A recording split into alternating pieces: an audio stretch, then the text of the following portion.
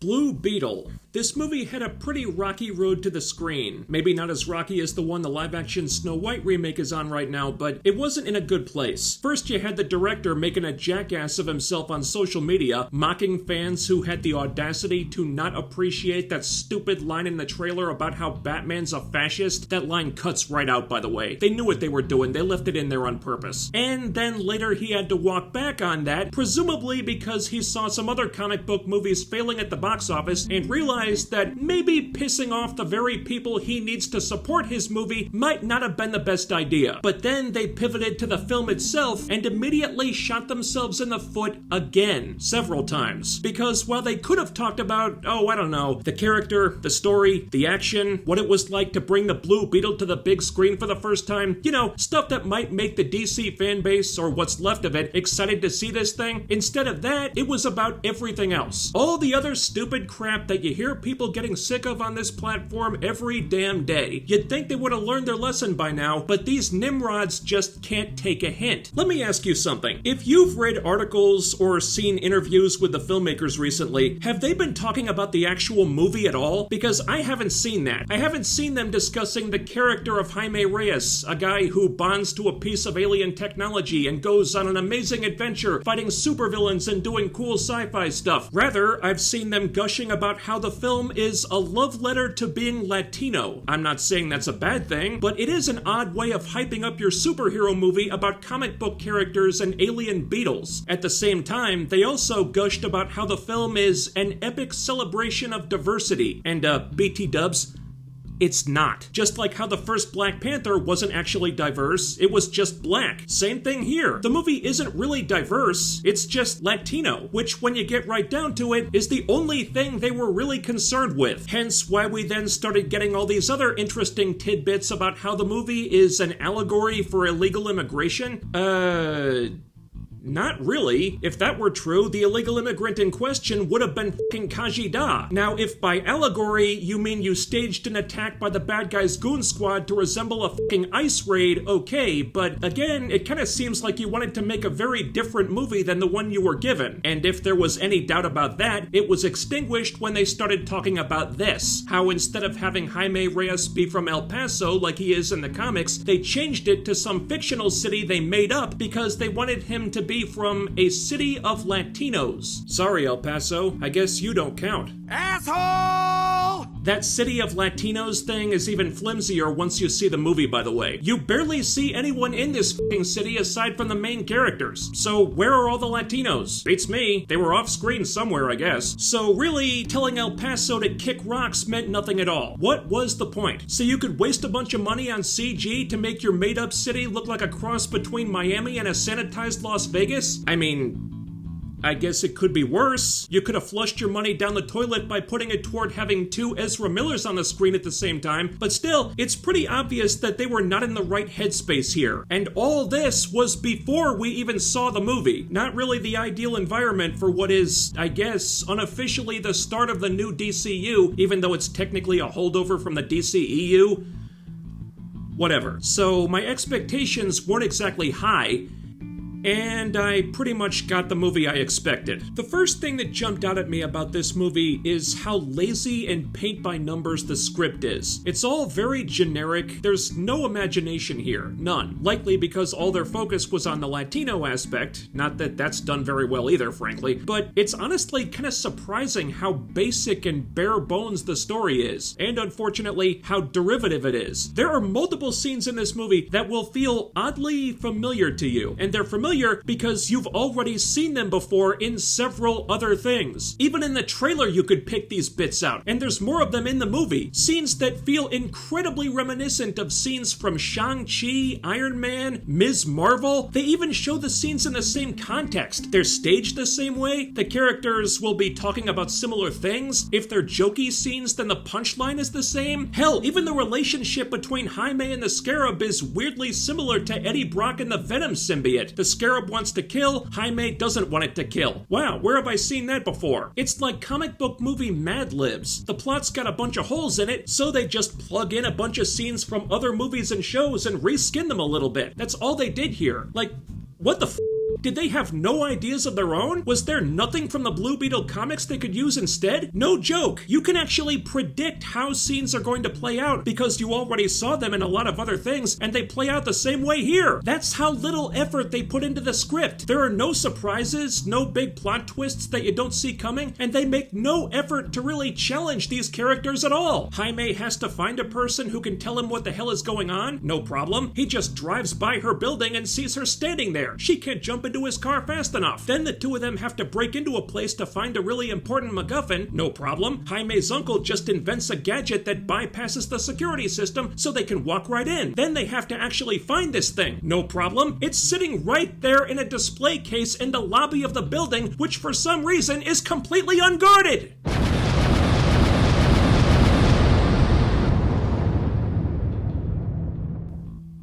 Really? That's it?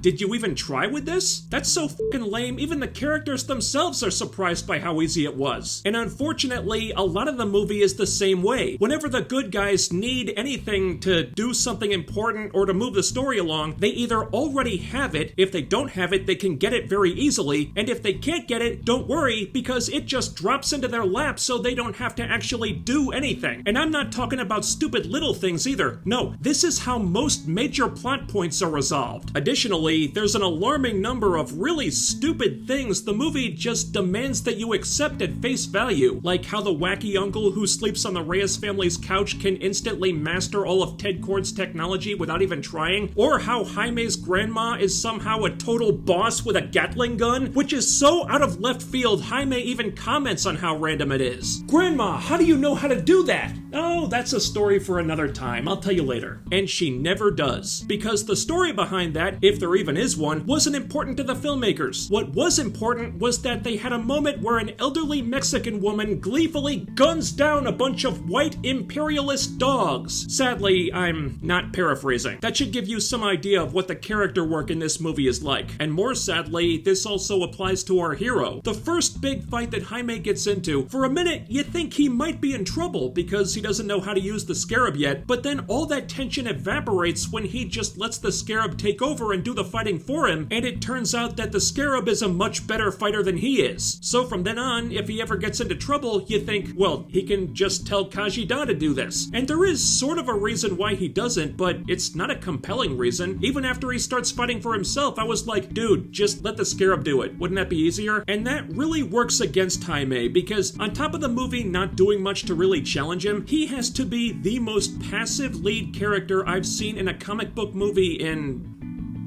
well, I don't know how long, but it's been a while. For more than half this film, nothing Jaime does really matters because he is completely at the mercy of the plot. Any decision he makes, anything he chooses to do is only done in service of the plot. The plot is driving the bus and Jaime is stuck way in the back seat. He doesn't get to do anything really proactive until like the last 20 minutes. And even that comes after a decent stretch of time where he's mostly off screen so the movie can shift the focus to his annoying family and not just the uncle, the only one who really does anything. I mean, all of them. The movie spends so much time with these people, and that's time that could be spent on the Blue Beetle trying to get himself out of the predicament he's in, or developing his character, something that frankly he could have really used, but instead it's just stuff with the family, worrying about Jaime, calling someone about the hole in the roof, and a lot of it cuts right out. Yeah, there's a thing with the dad that's plot relevant, but otherwise, why did we need all this? The only thing I can think of is that it's meant to tie into that bit about how your love for your family makes you weak, except it doesn't really. That's another thing that cuts right out. The movie thinks it's telling a story about Jaime learning how strong his family makes him, but if you want to do that, you need something in the movie that shakes Jaime's confidence in his family, that gives him the false belief, even if it's just for a minute or two, that his family's holding him back or limiting him somehow, and that never happens. There's like one scene where he's kind of embarrassed by them, but that's just a lighthearted bit done for a joke. Never at any point in the movie is Jaime Jaime made to doubt his family or think they're a weakness at all. That's just something the bad guy believes, which is always, obviously, completely wrong. So it doesn't mean anything. And if that's supposed to be the crux of your hero's journey to becoming a hero, then is anyone really surprised that this character seems so fucking bland? And I hate to say that, because Xolo from Cobra Kai is cool. I like that casting a lot. He's a good lead actor, he has charisma, he's very good as Jaime when the movie lets him be, but he has barely anything to work with here. Even after seeing the movie, I don't feel like I know anything about this character. Seriously, what do we learn about Jaime Reyes in this film? He's Latino, he's trying to get a job, he loves his family, and that's it. He doesn't really have an arc. He doesn't learn anything that he didn't know before. At the end, he's basically the same person he was when the movie started. He just has an alien suit of armor now. Hell, we learn more about Ted Kord's daughter than we learn about Jaime, though I am struggling to remember her name. Shows you how memorable that character was. And that same laziness applies to the other characters too. George Lopez's wacky uncle was one of the more likable people here, but he's just whatever the plot needs him to be. Carapax could have been interesting and really should have been the main villain if you think about it, but he's completely wasted. And Susan Sarandon is really out of place in this movie. She's the main villain and would be flat and boring even by Phase 1 MCU standards. I can sum up her entire character in 4 words. White, rich, racist, evil. That's it. That's all the dimension she has. Unless you count the other characters remarking about how she was the victim of sexism when Ted Kord was given control of Kord Industries instead of her. I think it probably had more to do with her being a one-dimensionally evil psychopath, but that's just me. And it doesn't really get better from there. The humor doesn't work. There are plenty of attempts at humor. They all fall flat. George Lopez comes the closest to actually being funny, but nothing in the movie got a laugh out of my theater. Granted, there were like 8 people in there, and the biggest joke in the movie is a fart gag. So, yeah, not much to see there. Hello? That's not funny! The CG is fine. It's not amazing, but not terrible. The practical bug suit looks a little bit cheap sometimes, but it's decent enough. The action is competent. It's just on a pretty small scale most of the time, so there's nothing out of the ordinary there. What held it back, I think, is that when you get right down to it, it's just 2 dudes flying around in armored suits on relatively small set pieces, doing stuff that we've already seen done on a bigger scale in every Iron Man movie. It's not really bad. Someone else just got there first and did it better. Also, the soundtrack is really weird. It's as if whoever produced it kept getting confused about what the movie was. It's part Latino music, part 80s rock, part synth music, part orchestral score, and keeps alternating between those things. You figure that one out, because I couldn't make sense of it. Very strange song choices all around. And now, lest anyone label me a hater, I'll be nice for a minute. I feel bad for Xolo. Casting him is one of the few things the movie did right. He seems like a down-to-earth guy, and to my knowledge, he hasn't made any stupid comments leading up to the release of this thing, unlike the director, and you can see he's clearly a good actor. He's capable of carrying this thing, but he deserved a better movie than this. I will give it one thing though. I thought they were going for the YA audience, and they kind of do, but the movie gets darker than I expected, and it has the balls to stick to its guns about that. And in those darker moments, you get glimpses of what this movie could have been, where they put the politics and the messaging aside and just try to do some solid dramatic work, and that movie is a lot better. That was the movie I wanted to see, and there was no stupid shit like in Fury of the Gods, where they take the kid gloves off for a minute only to pull some bullshit Deus Ex Machina and take it all back. No, when people die in this movie, they're fucking dead. I appreciated that. Though apparently they're living on in the afterlife or something?